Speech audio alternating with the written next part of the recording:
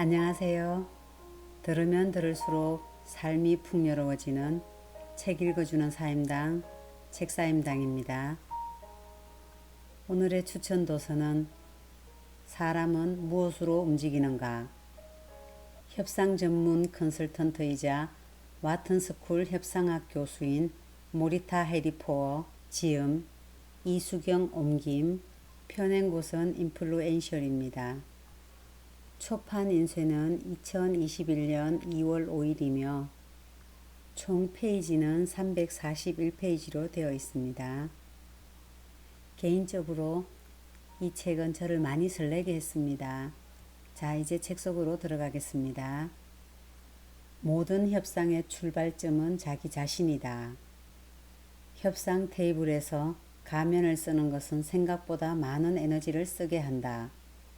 원래 그렇지 않은 사람이 공격적이고 강한 사람으로 보이려고 애쓰다 보면 판단력과 주의력을 잃어버려 대화 흐름에 맞춰 효과적이고 민첩하게 대응하는 것이 어려워진다.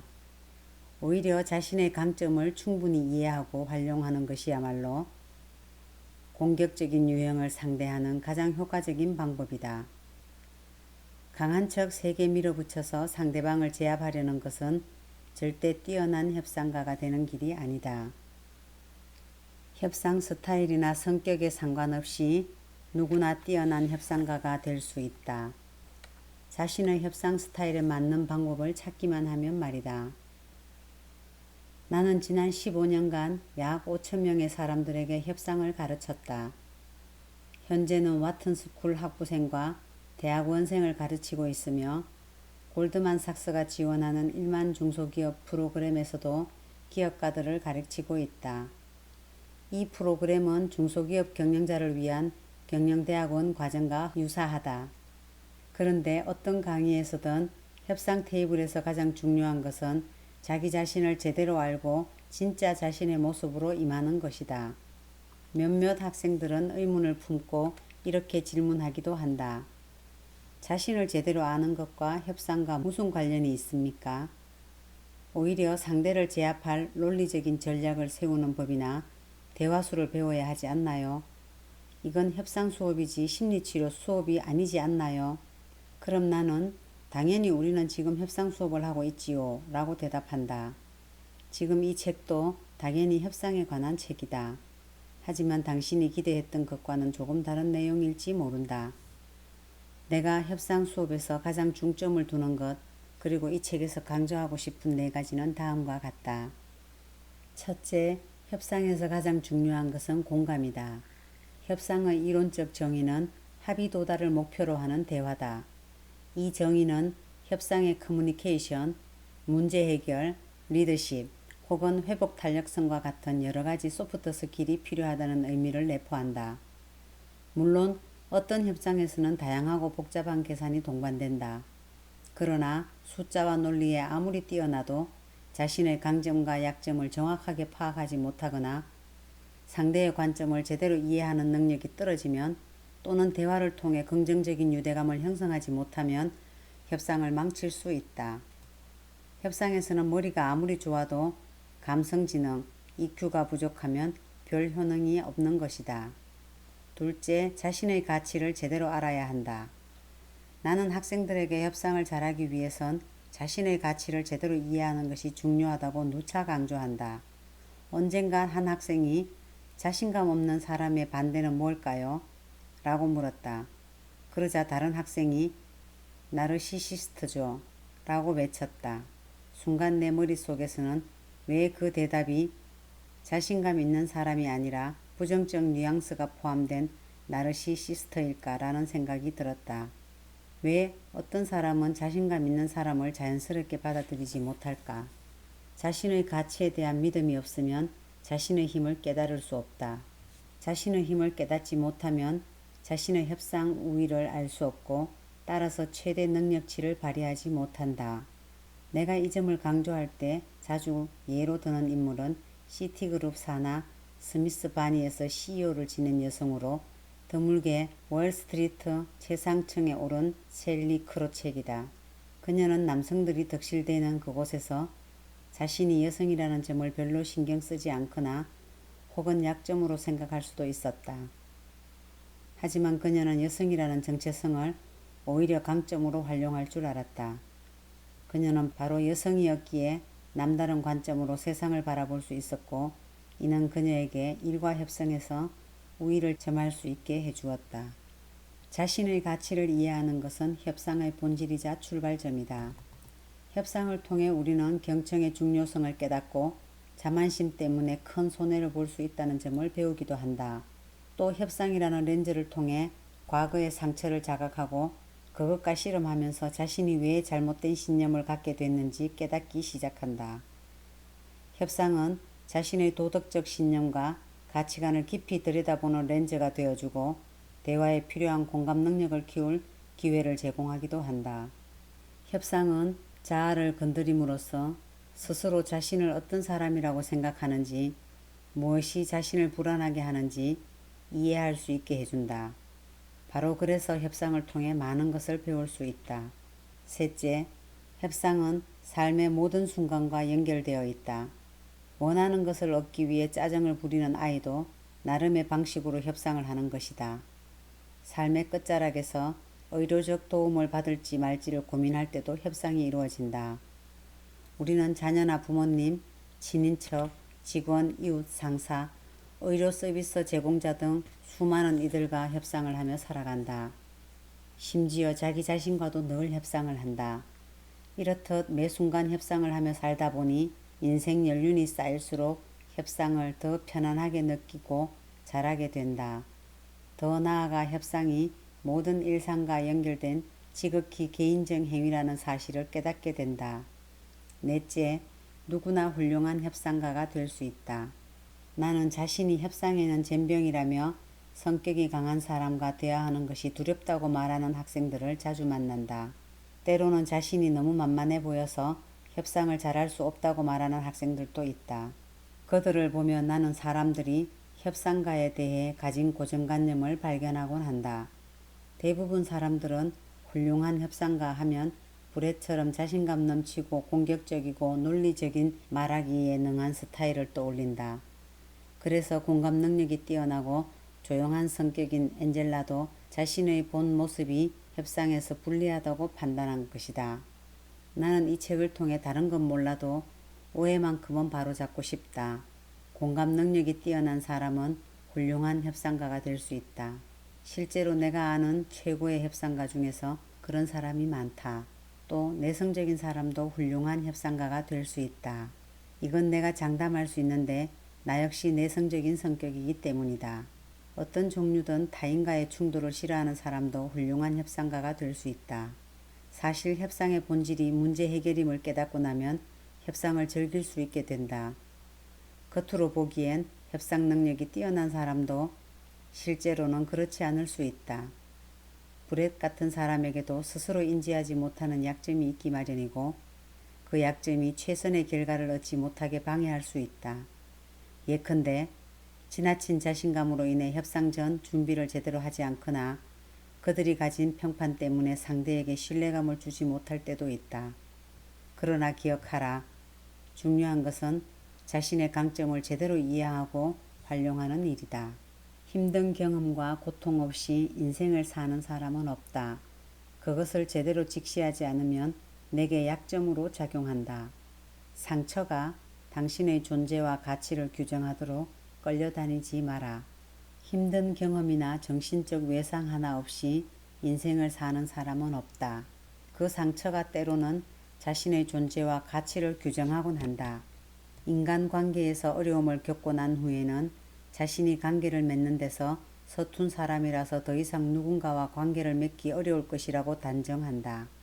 직장을 잃으면 자신의 능력이 부족한 탓이라고 여기고 어디든 다시 직장을 얻게 되면 그냥저냥 만족하며 살자고 마음 먹는다. 또는 어릴 적부터 형성된 특정한 가치관처럼 좀처럼 벗어나지 못하는 이들도 있다. 그 가치관이 자신에게 아무런 도움이 되지 않은데도 말이다. 누구에게나 힘들었던 경험과 상처는 있다. 그것을 제대로 직시하지 않으면 그것은 우리가 현명하게 판단하고 효과적으로 협상하지 못하게 막는 방해물이 될 수 있다. 나는 나이가 들수록 내가 모른다는 사실을 받아들이고 도움을 청하는 일이 더 편해졌다. 내 목표는 내가 똑똑한 사람이 되는 것이 아니라 배움에 열려있는 사람이 되는 것이다. 다른 사람과 대화를 나누고 나면 내 지혜가 더 깊어져 있도록 말이다. 다행히도 내 주변에는 똑똑한 학생과 유능한 사업가, 현명한 지인과 멘토가 많다. 자존심을 세우느라 도움을 청하지 않고 그들의 지혜를 활용하지 않는 것이야말로 어리석은 일이다. 학생들이 저는 숫자에 너무 약해서 실력 있는 협상가가 될 수 없어요 라고 하면 나는 이렇게 대꾸한다. 하지만 얼마나 다행이에요. 세상에는 당신이 고용할 수 있는 회계사나 재무 전문가들이 널렸으니까요. 당신은 어떻게 말하는 사람에게 호감을 가지는가? 커뮤니케이션의 문제는 성급히 진행하려는 조바심과 그 방식에 대해 충분히 고려하지 않은 소홀함에서 발생한다. 무엇을 제안할 것인가에 앞서 어떻게 제안할 것인가를 생각하라. 넬슨 만델라는 20세기 최고의 협상가였다 해도 과언이 아니다. 그는 실용주의자였다.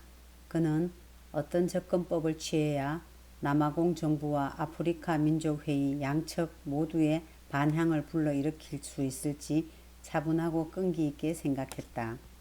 그는 어떤 접근법을 취해야 남아공 정부와 아프리카 민족회의 양측 모두의 반향을 불러일으킬 수 있을지 차분하고 끈기 있게 생각했다. 그리고 뒤에서 부드럽게 이끄는 리더십으로 양측의 화합을 이뤄냈다. 그는 양측이 듣고자 하는 말이 무엇인지, 대화를 위해 어떤 식으로 접근해야 하는지 이해하고 여기에 초점을 맞췄다. 만델라는 어릴 적에 부족장인 아버지가 부족회의에서 합의를 이끌어내는 과정을 옆에서 지켜보며 자랐다. 그는 언젠가 이렇게 말했다. 리더는 무리 뒤에 서 있는 존재다. 가장 민첩한 자를 맨 앞에 세우면 나머지 군중은 자연스럽게 그 뒤를 따른다. 에이브러햄 링컨도 이와 비슷한 공감에 기초한 인내심 있는 접근법을 사용했다. 그는 말했다. 나는 타인과 대화할 준비를 할 때 상대방이 무슨 말을 듣고 싶어 할지 생각하는 데 주어진 시간의 3분의 1을 쓰고 내가 하고 싶은 말을 생각하는데 나머지 3분의 1을 쓴다. 비록 만델라나 링컨처럼 노련한 커뮤니케이터가 아닐지라도 우리는 특정한 대상에게 자신의 의견을 어떻게 표현할지 항상 고민한다. 심지어 어린아이도 엄마나 아빠가 기분이 좋아질 때까지 기다렸다 디저트를 먹어도 되느냐 묻는다. 하지만 우리는 대화를 협상이라는 프레임으로 바라보는 순간 중요한 소프트 스킬을, 즉 사람을 상대하고 있다는 사실을 잊어버린다. 나쁜 행동 습관을 고치려고 할 때든 복잡한 사업 계약을 진행할 때든 누가 쓰레기를 내다 놓을지 결정할 때든 당신이 협상에서 반드시 알아야 할 것은 두 가지이다. 즉 무엇을 제안할 것인가와 어떻게 제안할 것인가이다. 대부분 사람이 제안하거나 요구할 내용을 생각하는데 상당한 시간과 에너지를 쏟는다. 자신의 요청이 타당한지, 너무 지나치거나 적은 것을 요구하는 것은 아닌지 고민한다. 그런데 그 제안을 내놓는 방식에 대해서는 그다지 깊이 생각해 보지 않는다. 만일 내가 이런 식으로 제안하면 상대 측에서 어떻게 받아들일까? 만일 다른 방식으로 제안한다면 어떨까?를 고민하지 않는다. 내 친구 클레이는 오랫동안 외교의전 분야에서 일했다. 그가 한 일은 국제적 행사에 앞서 정치인이나 정부 지도자가 미리 숙지해야 할 사항을 알려주고 준비시키는 것이었다. 국기를 거는 위치나 상대방과 악수하는 방법, 심지어 옷차림 색깔이 중요한 이유에 대해서도 조언을 제공했다. 나는 해마다 클레이를 협상 수업의 초청 강사로 부른다. 학생들에게 사업상 미팅에서 중요한 고객에게 선물을 줄 때 신경 써야 할 점을 알려주기 위해서가 아니라 작은 디테일이 얼마나 많은 중요한 신호를 전달할 수 있는지 일깨워주기 위해서다. 어떻게 마음을 움직일 것인가? 상대를 설득하기에 앞서 당신은 그에 대해 얼마나 알고 있는가? 당신과 의견을 달리하는 상대가 왜 그렇게 말하고 있는지 찬찬히 생각해 본 적이 있는가? 상대를 알고 싶어 하는 태도가 없다면 협상은 결렬될 수밖에 없다. 우리는 열린 마음을 유지하는 것과 더불어 어떤 문제의 양면을 모두 이해해야 한다는 것에 당연하다는 듯 고개를 끄덕인다. 우리는 앵무새 죽이기의 변호사인 에티커스 핀치가 했던 상대방 관점에서 생각해 보기 전에는 절대 그 사람을 이해할 수 없다라는 말을 어릴 적부터 가슴에 새기며 자란다.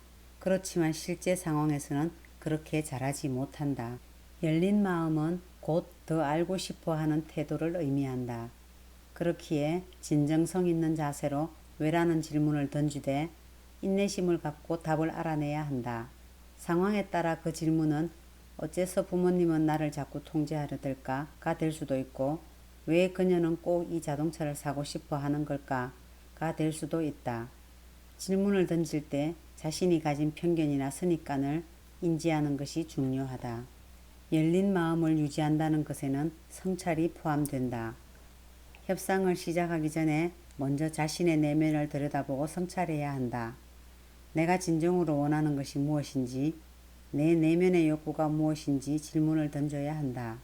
스스로 이미 잘 알고 있다고 섣불리 가정해서는 안 된다. 어떤 협상에서든 상대에게 제시하는 요구와 자기가 원하는 욕구의 차이를 아는 것이 중요하다. 이는 상당히 미묘한 주제인데 이해를 돕기 위해 비유를 살펴보자. 구글 맵스와 같은 길찾기 앱에서 우리는 목적지와 출발지를 입력한다. 그러면 해당 앱은 자동차를 몰고 가는 경우, 대중교통을 이용하는 경우, 걸어가는 경우 등 다양한 경로를 보여준다. 목적지까지 가기 위해서 그중 어느 것을 이용해도 된다.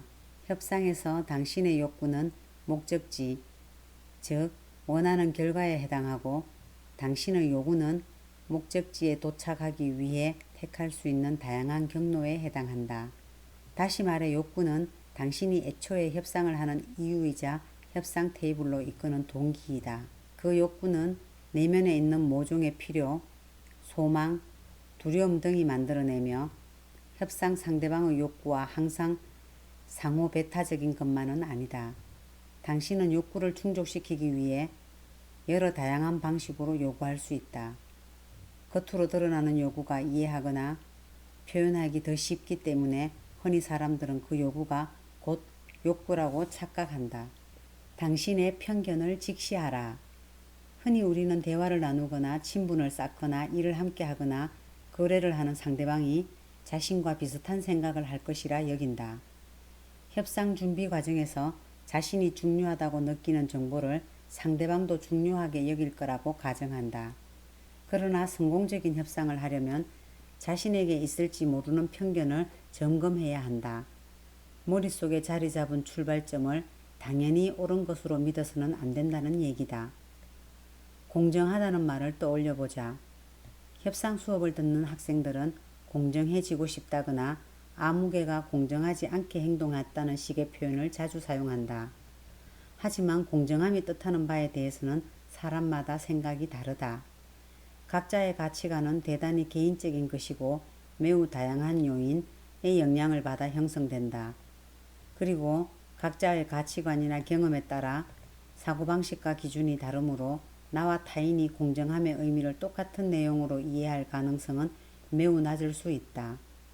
가령 미국인들은 식당에서 수돗물을 무료로 제공하는 것이 공정하다고 생각할지 모르지만 유럽 여러 나라에서는 비합리적이라 여긴다.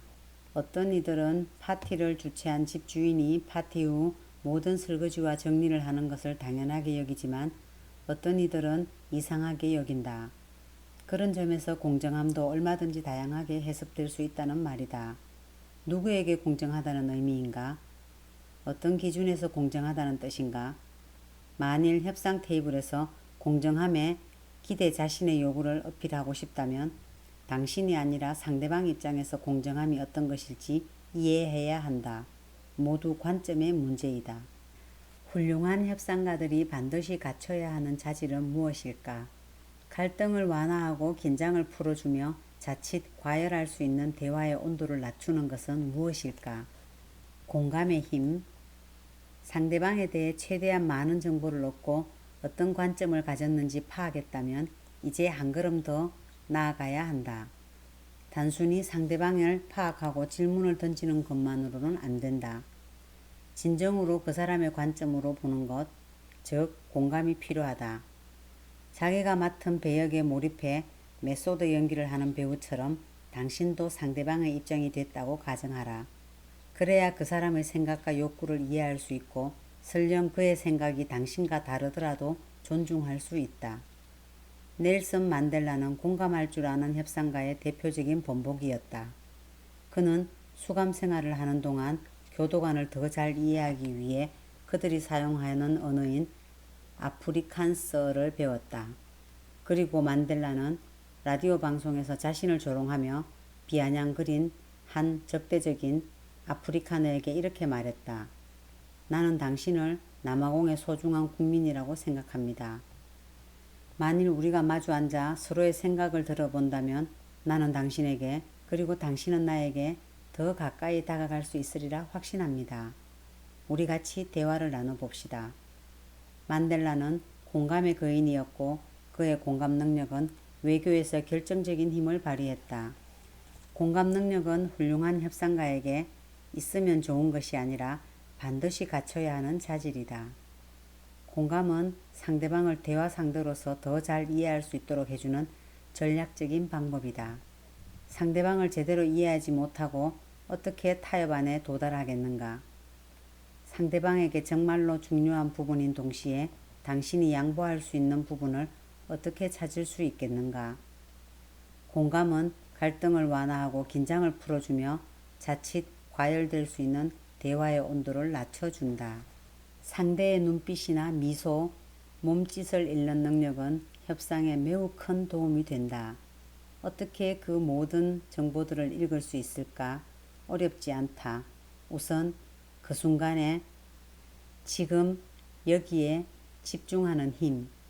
나는 현존, 즉 지금 여기에 존재하는 것이 매일의 삶에서 만족을 경험하고 인간관계를 개선하고 협상에서 성공하기 위한 최고의 방법임을 굳게 믿는다. 지금 여기에 존재하는 법을 알지 못하면 열린 마음을 가질 수도 상대방에게 공감할 수도 없다. 지금 여기에 존재해야만 상대의 감정과 반응, 주변 환경을 제대로 읽어낼 수 있다. 지금 여기에 존재해야만 필터를 통해 걸르지 않고 모든 정보를 있는 그대로 받아들일 수 있다. 협상에서는 모든 것을 읽어내는 기술이 핵심이며 바로 현존이 그것을 가능하게 해준다.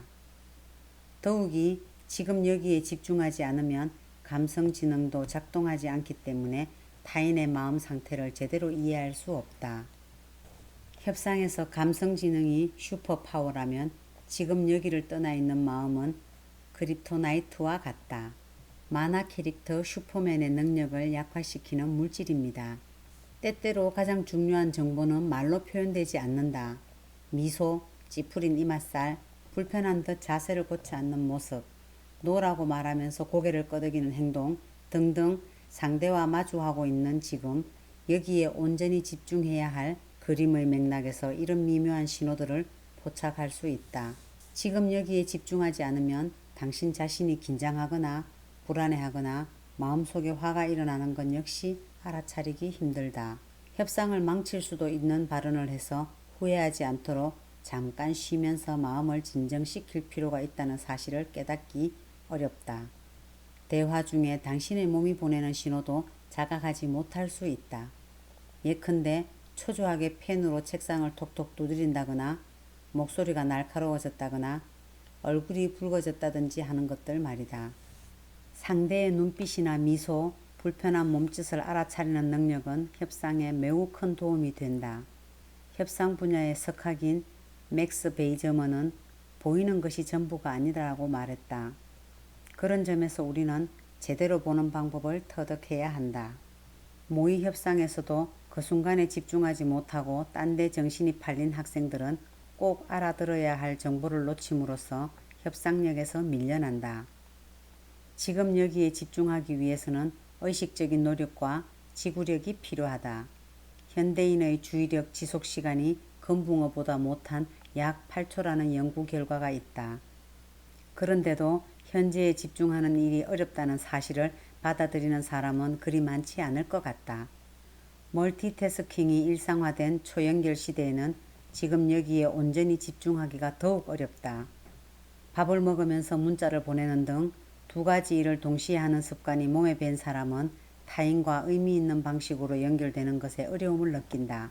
타인과 대화를 나눌 때 그들의 마음 상태를 알려주는 신호를 잡아내지 못하고 놓쳐버리기 때문이다. 휴대폰에서 벗어나지 못하는 사람들. 우리는 인스타그램에 너무 빠진 나머지 실제 삶의 순간들에서 멀어진다. 뭔가를 경험하고 있다고는 믿지만 사실 우리는 그곳에 존재하지 않으며 필터를 통해 그 경험을 바라본다. 나 역시 소셜미디어를 애용하지만 현장에서 인증샷 같은 걸 찍어 곧바로 올리지는 않는다. 사진을 찍어 놨다가 나중에 시간이 날 때 추억을 떠올리면서 인스타그램이나 페이스북에 올린다. 내게는 인스타그램이 그때가 아니고선 즐길 수 없는 순간을 빼앗아가는 도둑이 아니라 추억으로 가는 통로이다. 내 수업에는 전자기기 사용을 금지한다. 노트북, 휴대폰, 태블릿, 심지어 스마트워치도 안 된다.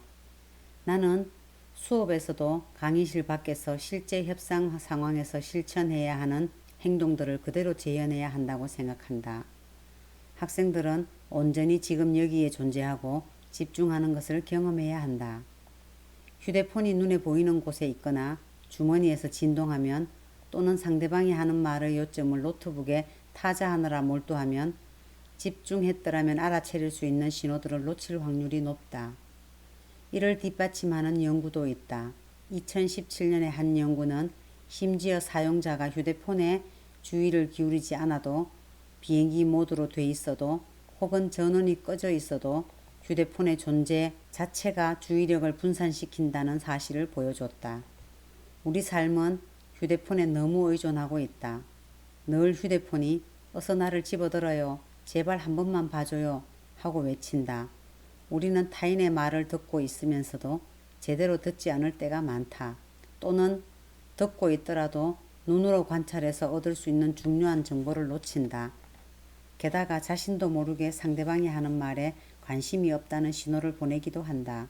어떤 학생은 전자기기 금지 규칙에 불만을 드러내기도 한다. 골드만삭스 1만 중소기업 프로그램 참여자들은 하루 24시간 휴대폰을 쥐고 있는 것에 익숙한 사업가들이다. 그들은 회사를 운영하기 때문에 멀티태스킹이 일상적이고 엉당그래야 한다고 느낀다. 어떤 학생은 내가 안 보고 있는 줄 알고 몰래 휴대폰을 꺼내보기도 한다. 그러나 모든 전자기기에서 완전히 분리된 나는 그런 행동을 100% 알아챈다. 물론 나머지 학생들은 휴대폰 금지 규칙을 충분히 이해한다며 고개를 끄덕인다. 마음 챙김이라는 개념에 익숙하고 관련 글이나 연구 결과를 읽어본 이들도 늘 휴대폰과 연결되어 있기는 마찬가지다. 미국인 2,000명을 조사한 2018년 연구에 따르면 사람들은 휴가를 가서도 평균 12분마다 휴대폰을 확인한다. 아름다운 햇살과 파도 소리와 시원한 공기를 만끽하고 나서도 여지없이 이메일을 접속한다. 이는 분명 뭔가 잘못된 것이고 우리 모두 그 사실을 안다. 온 마음 다해 경청하기. 이 이야기는 초등학생 사이에 유행하는 수수께끼이다. 학년 초에 교내에서 어떤 사람이 살해된 채 발견됐다. 체육교사는 그 시간에 운동장을 뛰는 학생들을 지켜보고 있었으므로 자신은 범인이 아니라고 말한다. 교장은 방문객들에게 학교를 안내하고 있었으므로 역시 자신은 범인이 아니라고 말한다. 수학교사는 중간고사 답안을 채점하고 있었으므로 자신은 범인이 아니라고 말한다. 거짓말을 한 사람은 누구일까? 답은 수학교사다. 그는 중간고사 답안을 채점했다고 했는데 사건이 일어난 건 학년 초였기 때문이다. 이 수수께끼는 중요한 정보를 얼마나 잘 파악하는지 알아보기 위한 듣기 능력 테스트인 셈이다. 마찬가지로 어떤 협상이든 하나의 정보도 놓치지 않겠다는 마음으로 최대한 집중하고 세심하게 분석하는 것이 대단히 중요하다. 협상에서는 아무리 사소한 것이라도 중요하지 않은 정보는 없다. 경청은 전략적인 측면에서도 중요하다. 당신이 성의껏 귀를 기울인다는 느낌을 받으면 상대가 마음을 열 가능성이 더 커지기 때문이다. 상대가 마음을 열면 당신은 그에 대한 더 많은 정보를 얻을 수 있고 그만큼 더 깊이 이해할 수 있으며 당신의 주장이 받아들여지려면 어떻게 접근해야 할지도 알 수 있게 된다. 마음챙김 경청이란 상대방의 모든 말에 집중하고 귀를 기울이는 것이다. 아마도 당신은 협상을 하면서 마음챙김 경청을 해본 경험이 별로 없을 것이다. 경청이라고 하면 대개는 상대방 말에 맞장구를 치거나 동의를 표현하면서 적극적으로 듣는 것을 떠올린다. 나는 마음챙김 경청을 꾸준히 훈련하라는 권유를 자주 하는데 이유는 그 훈련을 통해 집중력 근육을 단련할 수 있기 때문이다. 이는 마라톤 경기를 앞두고 근력 운동을 하는 것과 비슷하다. 경청의 힘은 우리가 생각하는 것보다 훨씬 크고 강력하다. 경청을 하기 위해서는 자기 생각을 통제하기 위한 의식적인 노력이 필요하다. 만일 당신이 상대방이 말하는 동안 자신이 다음에 할 말을 생각하고 있으면 그에게서 얻을 수 있는 중요한 정보를 놓칠 가능성이 크다. 스티븐 코비는 성공하는 사람들의 7가지 습관에서 대부분 사람은 이해하려는 마음으로 듣는 것이 아니라 대응하려는 마음으로 듣는다 라고 말했다. 어쩌면 이런 걱정이 들지도 모른다.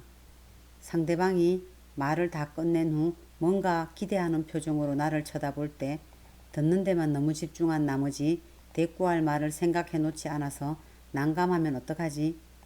또는 상대방의 말이 끝난 후 둘 사이에 생겨날 침묵이 두려운 것인지도 모른다. 하지만 괜찮다는 사실을 기억하라. 상대방에게 어떻게 반응할지는 이야기를 다 듣고 난 후 생각해도 된다. 괜한 불안감이 당신의 판단을 흐리게 놔두지 마라. 지금 하신 말씀에 대해 잠깐 생각해 볼게요. 라고 말해도 괜찮다. 이제 마지막 읽겠습니다. 힘을 가진 척하면 진짜로 힘이 생긴다. 노련한 협상가라면 잘 알겠지만 협상이 결렬돼도 괜찮다는 마음가짐으로 임하는 사람은 그렇지 않은 사람보다 확실한 협상 우위를 점할 수 있다. 원하는 방향으로 거래를 성사시키기 위해서는 실제 상황에 대한 이해도 중요하지만 당신이 어떤 마음을 가졌는지가 더 중요하다.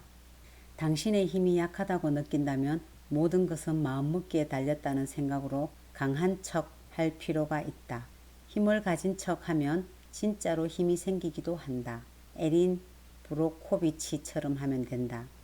변호사인 당신이 혼자 셋을 상대해야 한다면 당신 쪽의 참석자를 늘려 인원수에서 뒤지지 않게 만드는 것이다. 산에서 곰을 만났을 때 양팔을 크게 흔들어 몸을 최대한 크게 보이려고 하라는 조언을 떠올려 보라. 사람들에게 당신이 강하다는 인상을 확실히 심어주는 것이 어려우면 제다이 마인드 트리, 영화 스타워즈에 등장하는 가상의 기사단 제다이가 상대의 심리를 교묘하게 조작하기 위해 사용하는 마법으로 여기에서는 자신의 심리 변화를 이끄는 행동들을 지침합니다. 제다이 마인드 트릭과 같은 방법을 사용해야 한다. 그런 방법의 하나가 에린 브로코비치가 그랬던 것처럼 연기를 하는 것이다. 한 과학 연구에 따르면 우울해도 억지로 미소를 지으면 실제로 기분이 좋아지기 시작한다고 한다. 미소를 짓는 물리적 행동이 두뇌의 화학 반응을 자극해 도파민과 세로토닌이 분비되기 때문이다. 마찬가지로 협상력이 부족하다고 느껴도 자신이 우위에 있는 것처럼 행동하면 실제로 자신감이 생기기 시작한다. 고함을 지르거나 얼음장을 놓으라는 얘기가 아니다. 우위에 있는 사람처럼 행동한다는 것은 몸집을 크게 해서 많은 공간을 차지하고 크고 또렷한 목소리로 단호하게 말하는 것을 의미한다. 우리는 나와 생각이 같은 사람들하고만 소통할 수 없다. 누가 옳은지 그른지 따지는 게 중요한 것이 아니라 지금 서로 단절되어 있다는 사실을 알아야 한다. 다시 연결될 수 있는 접점을 찾기 위해 우리는 협상 테이블로 나가야 한다. 공감과 연결이 협상에서 발휘하는 힘은 우리 상상 이상이라고 합니다. 이 책을 읽고 제가 마지막으로 제일 기억에 남는 부분은 한마디로 요점을 정리를 하자면 모든 대화의 본질은 거래가 아닌 연결이다 였습니다. 연결의 힘으로 원하는 결과를 끌어내는 와튼스쿨 협상 수업 사람은 무엇으로 움직이는가 이상 소개해드렸습니다. 감사합니다.